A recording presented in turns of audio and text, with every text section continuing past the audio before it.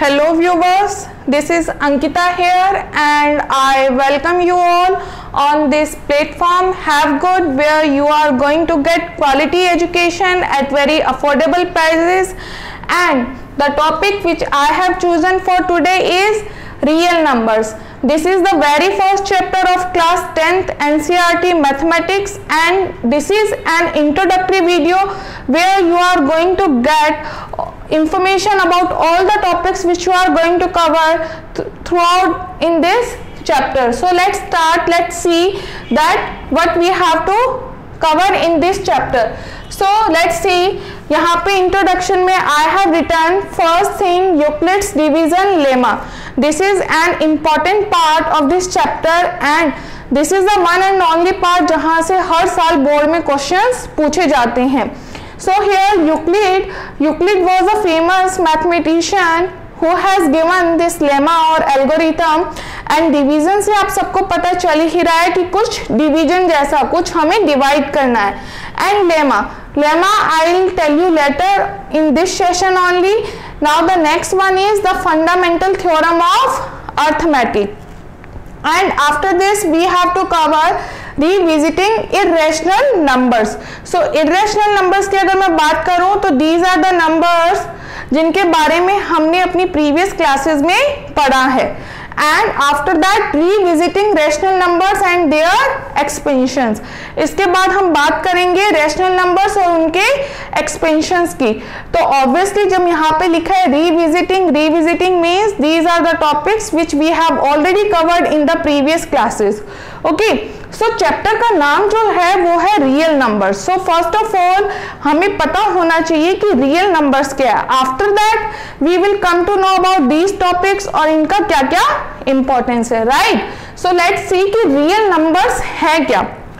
तो रियल जो नंबर्स हैं, एक्चुअली जो ये रियल नंबर है, this term came into the picture in 17th century. उससे पहले रियल नंबर जैसा कुछ नहीं था. उससे पहले कॉन्सेप्ट आया था that was called as imaginary numbers. तो इमेजिनरी नंबर्स एक ऐसे नंबर्स होते हैं जो विच डू नॉट एग्जिस्ट, जो हमने अपने दिमाग में कहीं सोचा, कभी कुछ इमेजिन किया. Right. But real numbers means the numbers which do exist in real worlds as it name implies. जैसे कि इसके नाम से आपको पता चल रहा है. तो रियल नंबर्स के लिए यहाँ पे आप बहुत सारे नंबर्स देख रहे हो. Rational numbers, integers, whole numbers, natural numbers, irrational numbers, prime numbers and composite numbers. So ये जितने भी नंबर्स हैं, these all are called as real numbers. So अगर मैं कहूँ सिंपल लैंग्वेज में कि रियल नंबर्स क्या होते हैं, तो रियल नंबर्स क्या होते हैं? The numbers which do exist in the real world. और जितने भी नंबर्स आप देख रहे हो वो क्या है? Real numbers. So let's talk about first of all rational numbers. Rational numbers आप सबने 8th स्टैंडर्ड में अच्छे से पढ़ा है. Rational numbers are the numbers which can be written in the form of p upon q, which can be written in the form of p upon q, where q should not be equal to 0. कि ऐसे number जिनको हम p upon q की form में लिखें और जहां पे q की वैल्यू 0 नहीं होनी चाहिए. why q should not be equal to 0? q की वैल्यू 0 की इक्विवेलेंट क्यों नहीं होनी चाहिए?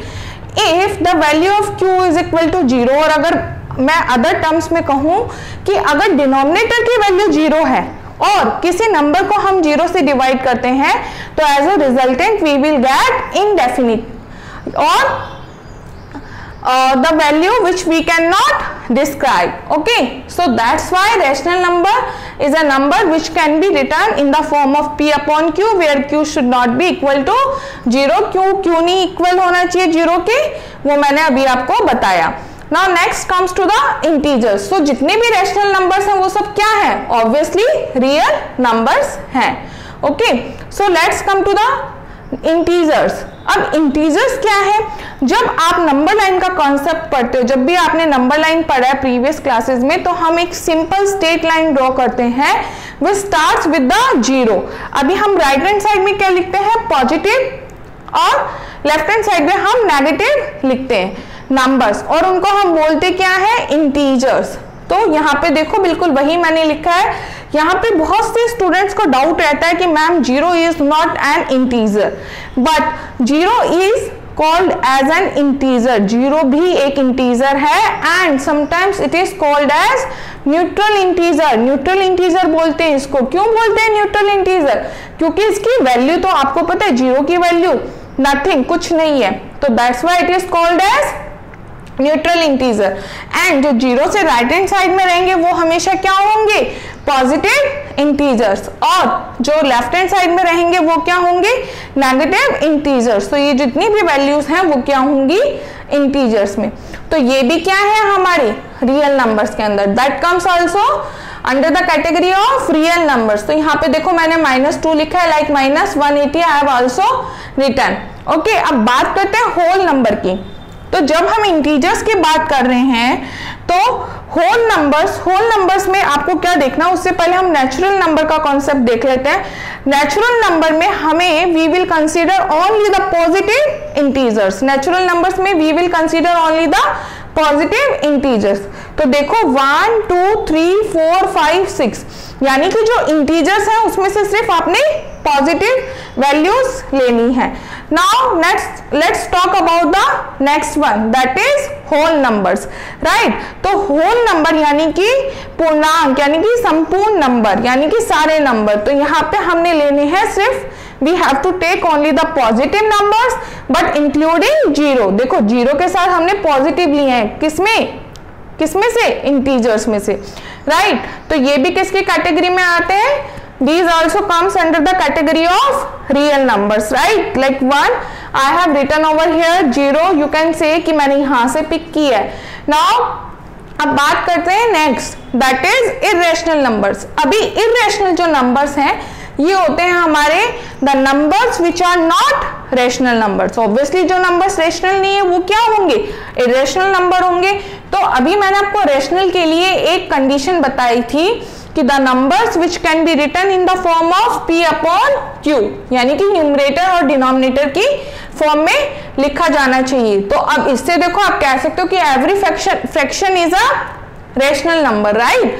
तो अभी यहाँ पे जो नंबर रेशनल नहीं है वो क्या होगा? इर्रेशनल। अभी √2 की वैल्यू क्या होती है? 1.41, लाइक। ओके, सो ये सारी चीजें, ये सारे नंबर्स हमने पढ़े हैं अपनी प्रीवियस क्लासेस में। Now let's talk about prime numbers and composite numbers. These are very important and इन सब के बारे में आप 5th स्टैंडर्ड से पढ़ते आए हो। देखो प्राइम नंबर्स के लिए सिंपल सा कॉन्सेप्ट याद रखना है, prime numbers are those numbers which can be divisible by 1 and itself. Okay, और अगर इसको दूसरी भाषा में बोलो तो एक ऐसा नंबर जिसके सिर्फ 2 ही फैक्टर्स होंगे, द नंबर इटसेल्फ, जो नंबर है वो खुद, और 1। तो as we know that 1 is a common factor of all the numbers. कोई भी नंबर ले लो वो 1 की टेबल में तो आएगा ही ना। तो देखो 2 3 5 7, यहाँ पे प्राइम नंबर्स वो नंबर्स हैं the numbers which is divisible by 1 and itself. अब देखो यहाँ पे मैंने 4 नहीं लिया क्योंकि 4 क्या है? 2 से डिविजिबल है, ठीक है। फिर 5 के बाद मैंने 6 नहीं लिया because 6 is divisible bye 2 and 3 both, right. तो हमें ऐसे ही नंबर्स लेने हैं जिनके, अगर मैं बोलूं कि या तो 2 फैक्टर्स हो, 1 एंड द नंबर इटसेल्फ, और in other terms you can say the number which is divisible by 1 and itself only is called as prime number. Now let's talk about the composite number. अब पहली चीज तो ये है, simple सी trick, the number greater than 1। पहली condition क्या याद रखनी है? 1 से बड़ा होना चाहिए number. Now the second condition is the number which is not a prime number. जो नंबर प्राइम नंबर नहीं है वो कंपोजिट होगा। तो हमने प्राइम नंबर्स पहले इजीली आइडेंटिफाई कर लिए और उसके बाद we will see about the composite number. तो यहाँ पे देखो 2 3 के बाद 4, और कंपोजिट नंबर के जो फैक्टर्स होंगे वो कितने होंगे? More than 2। तो यहाँ पे देखो इसके जो फैक्टर्स होंगे वो आप देखो 2 से ज्यादा है या नहीं है। और अगर कंपोजिट नंबर को और भी सिंपल लैंग्वेज में समझना है तो we can say that composite number is an integer, एक ऐसा बड़ा integer which can be written in the terms of, और which can be written in the terms of product of two small integers. जैसे 4 की बात करूं तो आप इसको लिख सकते हो 2 मल्टीप्लाई बाय 2, 2 2 जा 4। सेम वे 6 को आप लिख सकते हो 2 and 3, 2 मल्टीप्लाई बाय 3। अब देखो मैंने बोला यहाँ पे 3 फैक्टर्स, इसके 3 फैक्टर्स होने चाहिए। तो देखो 2 और 2 तो हुआ एंड 1 हुआ ना, 1 तो सबका कॉमन फैक्टर होगा। सेम वे 12, तो 2 6 जा 12, राइट। 18 को लिख सकती हूँ 2 9 जा, और 2 3 जा 6, 6 3 जा 18, अगर मैं और स्प्लिट करके लिखूं, ठीक है। तो this was all about the numbers and the basics of numbers, जो नंबर्स हमने पढ़े। इसके अलावा इवन नंबर्स, ऑड नंबर्स, वो हमने बिल्कुल बेसिक्स में पढ़ा है, तो all of you must be knowing about those. So let's move to this portion कि जो हमारा इंट्रोडक्टरी पार्ट है, जो हमें चैप्टर में कंप्लीट करना है। तो मैंने अभी बताया था कि जो यूक्लिड है, he was a great mathematician and he had given this division lemma. Okay, so ये जो division lemma है that is quite similar to division algorithm. Okay, 4th standard में हम करते आए हैं ना कि जब हमें कोई आंसर, हमें कोई डिवाइड करने को कुछ दिया जाता है तो हम क्रॉस चेक करने के लिए एक टेक्निक यूज करते थे जिसको हम क्या बोलते हैं, डिविजन एल्गोरिदम। ओके, सो बिल्कुल सेम एज इट इज वैसा ही है, बट लिखने का तरीका थोड़ा डिफरेंट रहेगा। Here it is given in the terms of expression. जब आप इस लेमा को या इस एल्गोरिदम को डिटेल में पढ़ेंगे, so that we will cover in the next session. अभी बिगनिंग के लिए that's enough. Now next is the fundamental theorem of arithmetic. अब जो ये फंडामेंटल थ्योरम ऑफ अर्थमेटिक है, ये क्या स्टेट करती है कि कोई भी जो कंपोजिट नंबर है, कंपोजिट नंबर्स अभी मैंने आपको बताया, ये जो कंपोजिट नंबर्स हैं इनको आप किस फॉर्म में लिख सकते हो, product of 2 prime factors. Every composite number can be written in the terms of product of 2 prime factors, okay, prime numbers. Okay, so this is what the fundamental theorem of arithmetic says, but इसमें कुछ conditions है कि जैसे कि अगर आप ignore करो order को, तो that also we will cover in the next session. And after that we have to check revisiting irrational numbers. तो इररेशनल नंबर्स यहाँ मैंने आपको बताए हैं, irrational numbers the numbers which are not rational. तो यहाँ पे हम करेंगे इनके बारे में बात। After that we have to revisit rational numbers and their expansions, कि उनको एक्सपेंडेड फॉर्म में कैसे लिख सकते हैं। बट यहाँ पे कुछ इंपॉर्टेंट टर्म्स है विच आई विल से और I will repeat again and again.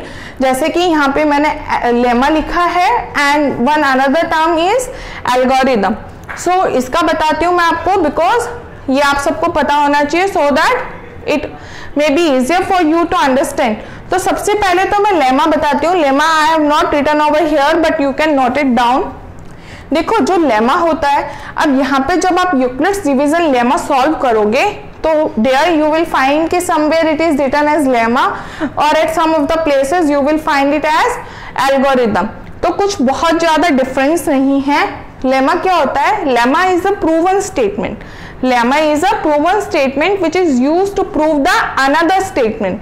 यानी कि एक ऑलरेडी प्रूवन स्टेटमेंट होता है, पहले से ही प्रूवन किया हुआ होता है, जो कि किसी और स्टेटमेंट को प्रूव करने के लिए यूज होता है, राइट। और एल्गोरिदम क्या होता है? एल्गोरिदम, ये टर्म्स आपने कंप्यूटर्स में भी देखी होगी कि series of well defined steps, कि जितने भी स्टेप्स है, स्टेप 1, स्टेप 2, स्टेप 3, कि आपका आंसर आपको किसमें कितने स्टेप्स में करना है, that is already well defined which gives you a procedure to solve a particular kind of problem. कि एक पर्टिकुलर काइंड ऑफ प्रॉब्लम के लिए, एक फिक्स प्रॉब्लम के लिए आपको ये वेल डिफाइंड सीरीज रहती है स्टेप्स की, स्टेप 1, स्टेप 2, स्टेप 3, स्टेप 4, जिसमें कि आपने किसी भी पर्टिकुलर प्रॉब्लम को सॉल्व करना होता है।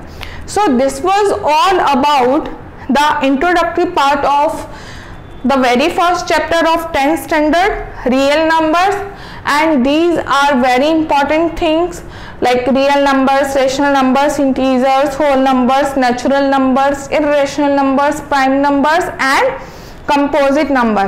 And moreover, here the division algorithm which you have did in 4th standard, that is also very important. So I am gonna complete this session here only. I hope all of you enjoyed this session and you found it very meaningful. So please keep studying till the next session. Bye bye and keep watching.